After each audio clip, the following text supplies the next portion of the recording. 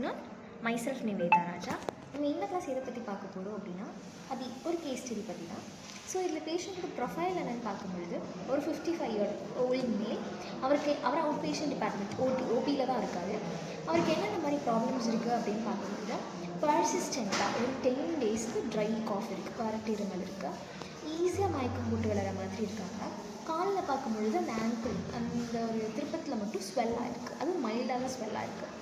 இவருக்கு என்னென்ன problems already இருக்குது அப்படின்னு பார்க்கும்பொழுது டைப் 2 டயபெட்டிஸ் மெலிட்டஸ் இருக்குது, அதுவும் 8 yearsக்கு இருக்குது. ஹைப்பர்டென்சிவாக இருக்கார் ஃபார் 6 years.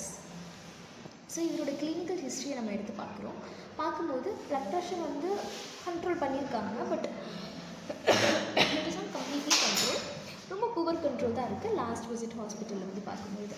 இதுக்காக புதுசாக இவங்களுக்கு ஒரு மெடிக்கேஷன் கொடுத்துருக்கு. ஸோ ப்ளட் ப்ரெஷர் அவங்களுக்கு கம்மி பண்ண முடியலை அப்படிங்கிற ஒரு ரீசனுக்காக புது மெடிக்கேஷன் ஒரு 2 weeksக்கு முன்னாடி ஸ்டார்ட் பண்ணியிருக்காங்க.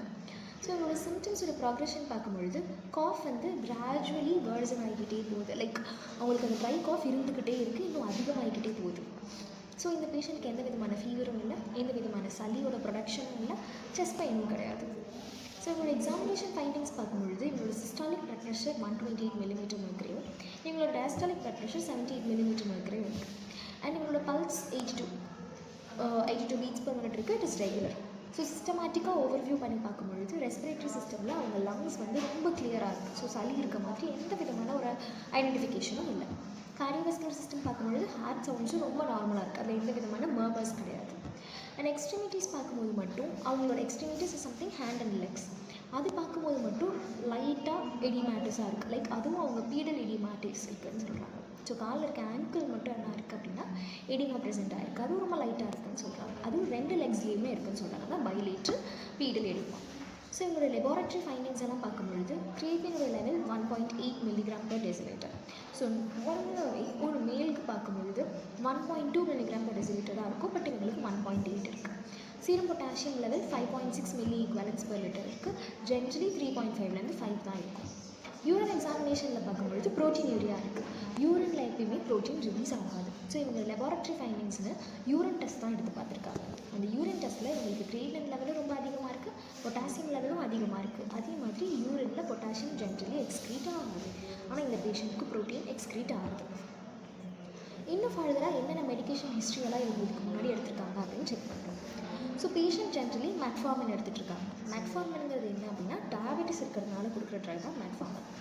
ஆம்லோடிபின் கொடுத்துருக்காங்க. ஆம்லோடிபின், நிகாடிபின் இது எல்லாமே கால்சியம் சேனல் பிளாக்கர்ஸ். ஸோ இவங்களுக்கு இதுக்கு முன்னாடி பிபி அதிகமாக இருந்ததுனால அவங்களுக்கு பிபி கம்மி பண்ணுறதுக்காக கொடுத்துருக்க ட்ரக்ஸ் தான் ஆம்லோடிபின். ஜென்ரலி ஆம்லோடிபின் அப்படிங்கிறது நம்ம பிளட் வெசல் ஆக்ட் ஆகிற ஒரு type of calcium channel blocker. And இப்போ புதுசாக என்ன ட்ரக் ஆட் பண்ணியிருக்காங்க அப்படின்னு பார்த்தோன்னா அந்த ட்ரக்கை பற்றி இவங்க இந்த இடத்துல மென்ஷன் பண்ணல. பட் அந்த ட்ரக் கொடுக்குறதுனால என்ன நடக்கும் அப்படின்னா ப்ளட் ப்ரெஷர் கம்மியாகும், அதே மாதிரி இது கிட்னிஸை வந்து ப்ரொடெக்ட் பண்ணுது. பிகாஸ் டயபெட்டிக் பேஷண்ட்ஸ் பார்க்கும்பொழுது சுகரோட லெவல் என்ன ஆகும் அப்படின்னா யூரினில் எக்ஸ்க்ரீட் ஆகிட்டே இருக்கும். சுகரோட லெவல் யூரினில் எக்ஸ்க்ரீட் ஆகிட்டே இருக்கும்போது that damages the nephrons which may cos nephrotic diabetic nephropathy. So diabetic nephropathy வராமல் இருக்கணுங்கிறதுக்காக இவங்க இதோட ட்ரக்கை ப்ரிஃபர் பண்ணியிருக்காங்க. ஓகே, ஸோ இப்போ உங்களுக்கு நியூவாக 2 weeksக்கு முன்னாடி ஆட் பண்ணியிருக்க இந்த ட்ரக்கு ப்ளட் ப்ரெஷரையும் கம்மி பண்ணும், அதே மாதிரி டயபெட்டிக் நெஃப்ரோபதி வராமலேயும் பார்த்துக்கும்.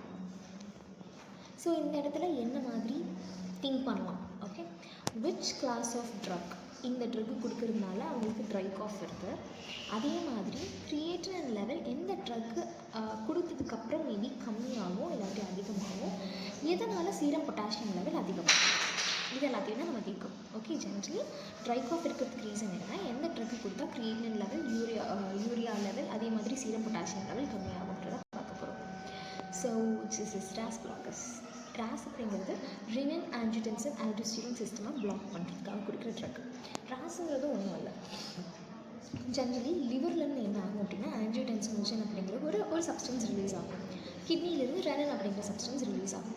ரெனனும் ஆஞ்சியோடென்சினோஜனும் மீட் பண்ணி ஒரு காம்ப்ளெக்ஸாக ஃபார்ம் ஆகி ஆஞ்சியோடென்சின் 1 வரும். ஆஞ்சியோடென்சின் 1 ஆஞ்சியோடென்சின் 2 கன்வெர்ட் ஆகும் பை ஆஞ்சியோடென்சின் கன்வெர்ட்டிங் என்சைம். இந்த ஆஞ்சியோடென்சின் 2 அதுக்கான ரிசப்டாரில் பைண்ட் ஆகி it causes vasoconstriction. Vessel constrict ஆகிறதுனால ப்ளட் ப்ரெஷர் ரைஸ் ஆகும்.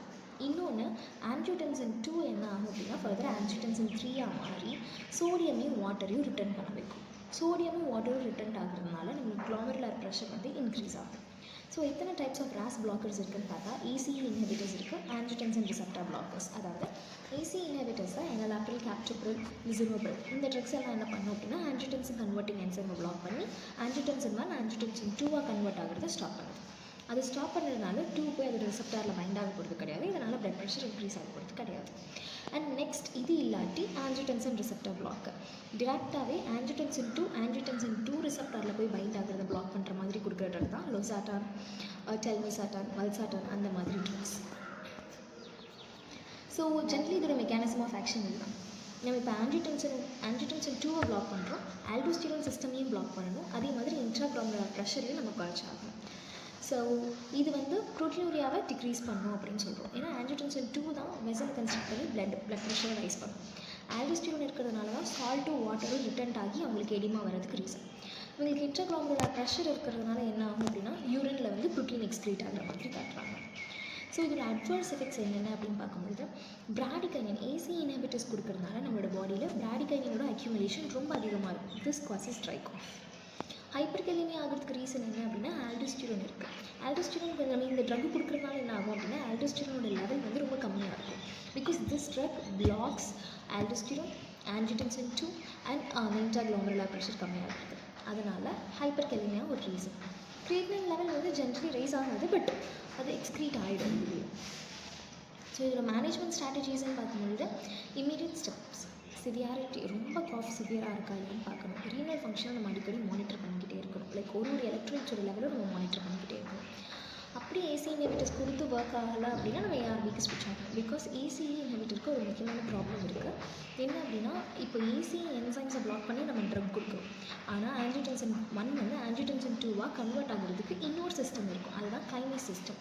அது என்ன பண்ணும் அப்படின்னா ஆஞ்சியோடென்சின் கன்வெர்ட்டிங் என்சைமோட ஆப்சன்ஸ்லேயும் ஆஞ்சியோடென்சின் 1 2 மாறுறதுக்கு சான்சஸ் அதிகமாக இருக்குது. அதனால் ECE இன்ஹிபிட்டர் ஒர்க் ஆகலை அப்படின்னா AR பிளாக்கர்ஸ்க்கு போகிறது பெட்டர். ஸோ பொட்டாசியம் சப்ளிமெண்ட்ஸ் எதுவும் கொடுக்க வேண்டாம். அதே மாதிரி நெஃப்ரோடாக்சிக் ட்ரக்ஸ் எதுவும் கொடுக்காம பார்த்துக்கணும். பேஷண்ட்டோட அட்வைஸ் என்ன அப்படின்னா பர்சிஸ்டன்ட் காஃப், டிசீனஸ் இருக்கா இல்லையா அப்படிங்கிறது நம்ம ரிப்போர்ட் பண்ணிக்கிட்டே இருக்கணும். உங்களுக்கு அடிக்கடி பிளட் டெஸ்ட் எடுத்துக்கிட்டே இருக்கணும்.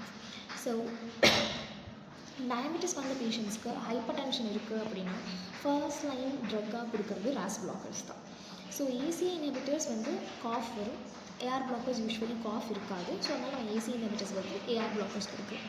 But these drugs are contraindicated, கொடுக்கவே கூடாது. யாருக்குன்னா ப்ரெக்னன்சி பேஷண்ட்ஸ்க்கும் 2 சைடுமே ரீனல் ஆர்ட்ரியில் ஸ்டினோசிஸ் இருந்துச்சு அப்படின்னா கொடுக்கக்கூடாது. ஸோ 2 கிட்னிலையுமே ரீனல் ஆர்ட்ரி ரொம்ப சுருங்கி போயிருந்தது அப்படின்னா நம்ம RAS பிளாக்கர்ஸ் ஜென்ரலி அட்மினிஸ்டர் பண்ணக்கூடாது.